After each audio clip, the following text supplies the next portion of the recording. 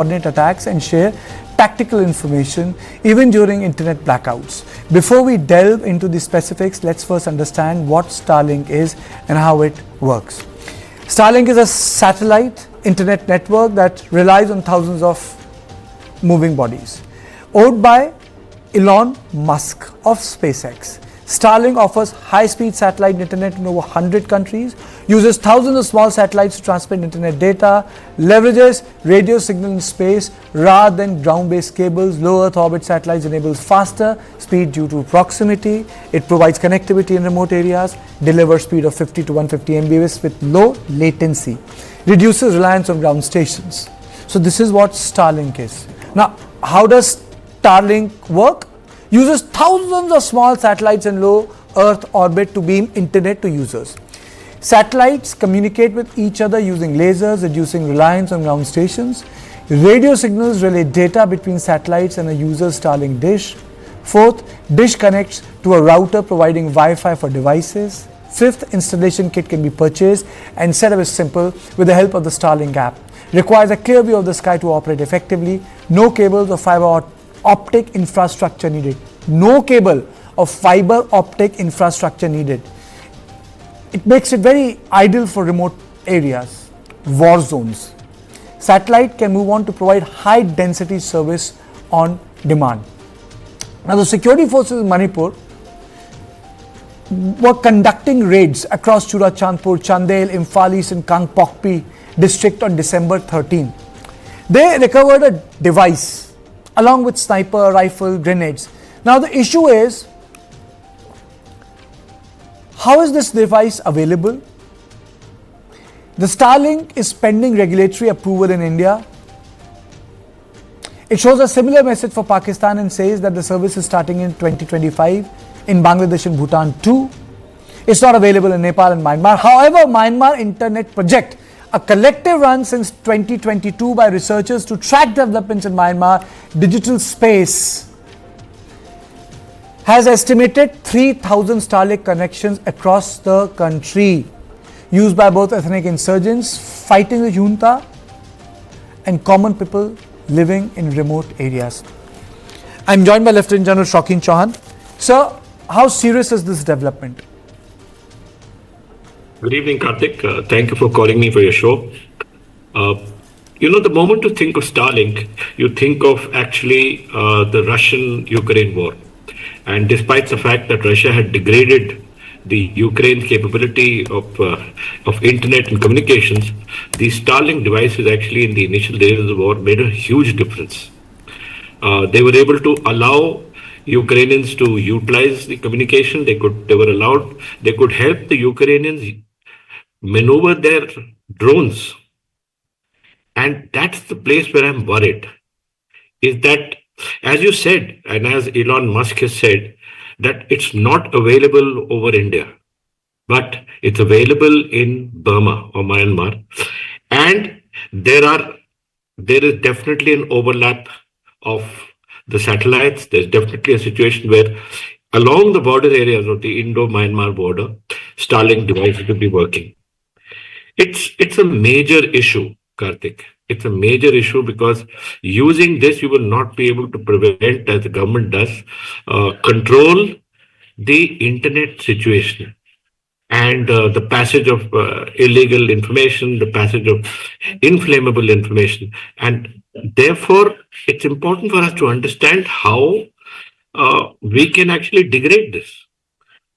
And as you remember, Karthik, after the first year of the war, the Russians had developed a device called the Starlink, which actually could be used to counter the Starlink device. And that helped the Russians destroy a large number of devices and were able to beam down, because as the Russians said, the method of using radio waves has not changed over the last 60, 70 years.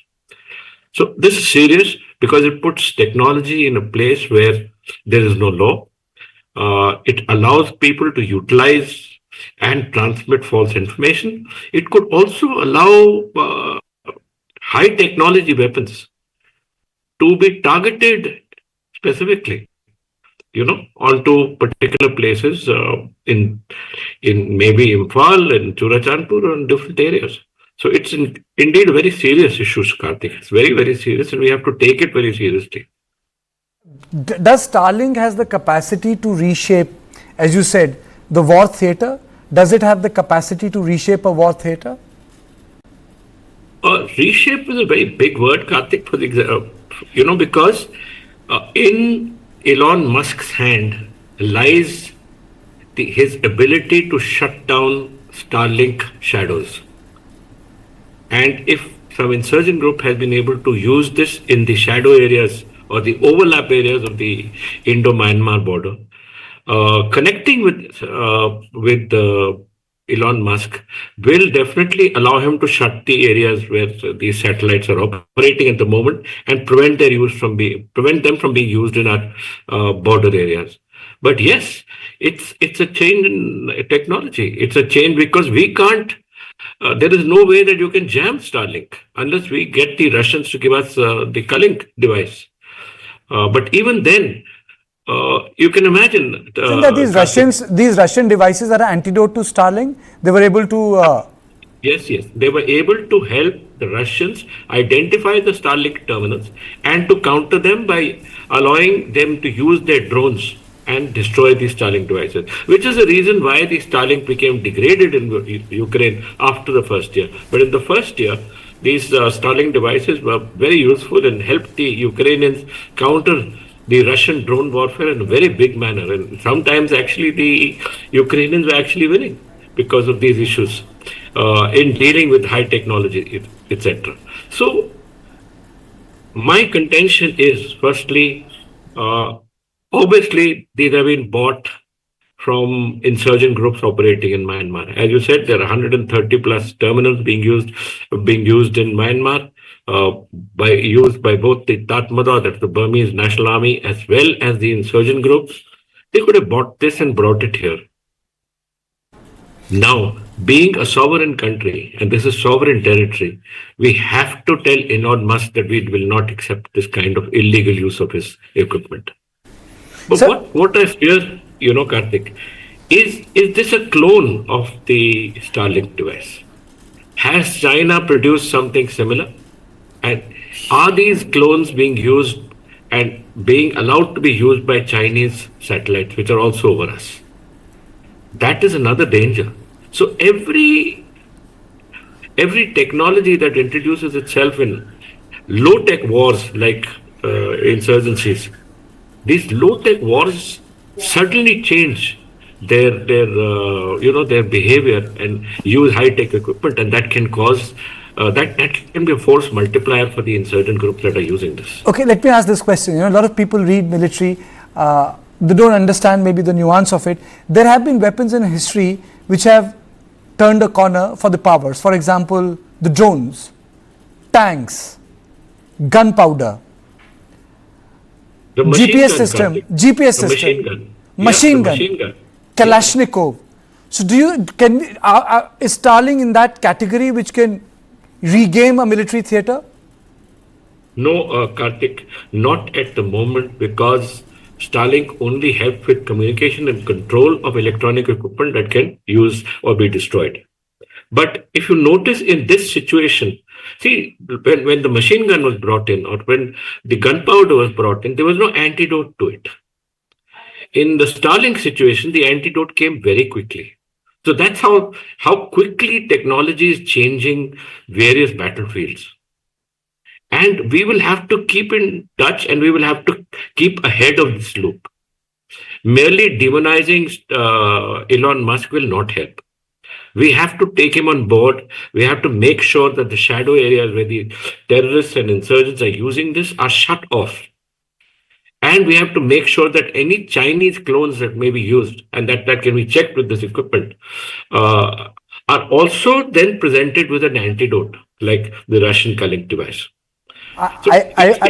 Yes, please complete the argument because I need to close the show. It is staying ahead of the curve, Karthik.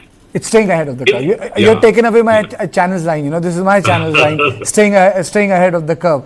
But my takeaway, sir, is that in context of Starlink that India-Myanmar border is porous. That's my takeaway. And everything should be done to plug the gap. This porous border must be plugged in. The government has taken steps. These steps must be so effective. I know it's a difficult terrain. It's a very difficult place. Anyone who has served there knows it's tough. But everything should be done to plug this gap. So that's all on Point tonight. Thank you for watching. Do tune in at the same time tomorrow at 7 p.m. Good night.